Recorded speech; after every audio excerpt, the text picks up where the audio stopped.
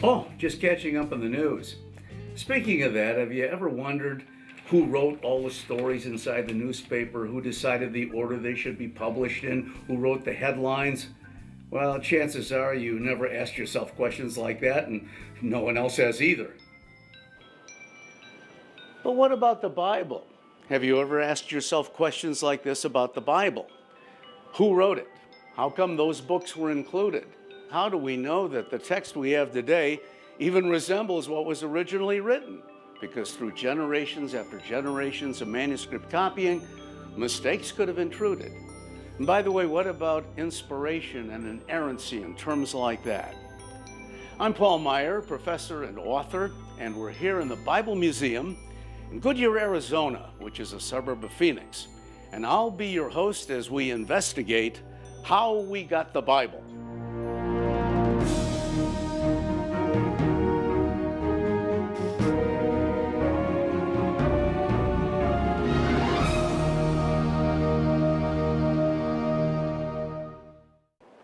The Bible Museum houses one of the world's finest private collections of ancient biblical manuscripts, rare and antique Bibles, and antiquarian books and theology. Owned by Dr. Craig Lamp, the International Director of the World Bible Society, this museum houses the most incredible collection of rare Bibles I've ever seen. In other segments, we'll be examining some of these very closely. But for openers, let's start with some basic facts about the Bible. In 1989, a man by the name of Russell Ash came out with his book, The Top 10 of Everything.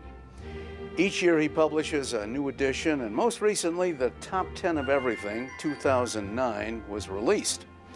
In every one of his books since 1989, the top-selling book in the history of the world has been the Holy Bible. At last count, the total was over 6 billion copies since its first printing in 1455. The book in second place is Quotations from Chairman Mao Zedong, with 900 million sold. There are over 30 million copies of the Bible sold and distributed each year throughout the world. The Bible was written over a 1,500-year span from 1400 BC to AD 100 by more than 40 writers. It was written in 3 languages, Hebrew, Aramaic, and Greek. The first translation of the Bible from its original language was the Septuagint, a Greek translation from the Hebrew Old Testament in the 3rd century BC. In its present form, the Bible consists of 66 books, 39 in the Old Testament, 27 in the New. It wasn't until 1228 when a Stephen Lang separated the Bible into chapters. In 1488, a rabbi named Isaac Nathan divided the Old Testament into verses, and Robert Stephanus did the same to the New Testament in 1551. The first English translation began in 1382 and was completed in 1384 by John Wycliffe and his associate John Purvey. These translations were all done by hand and smuggled throughout Europe. The first Bible printed on movable type was the Gutenberg Bible in 1455. It was a version of the Latin Vulgate. We'll talk more about that later.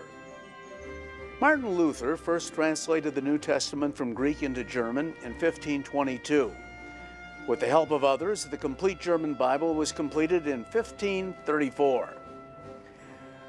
Luther's translation was influential in the first printed English translation of the New Testament by William Tyndale in 1525. Tyndale was later captured, strangled, and burned at the stake.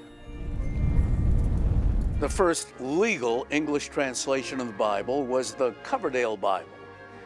Completed in 1535, it was translated by Miles Coverdale, who relied heavily on the work of William Tyndale.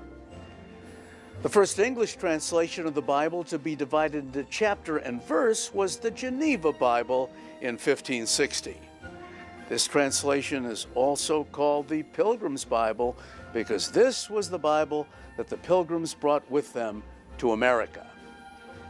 Since then, hundreds of translations have been done, The Bible has been translated into thousands of languages by such organizations as the Wycliffe Bible Society, Lutheran Bible Translators, and others.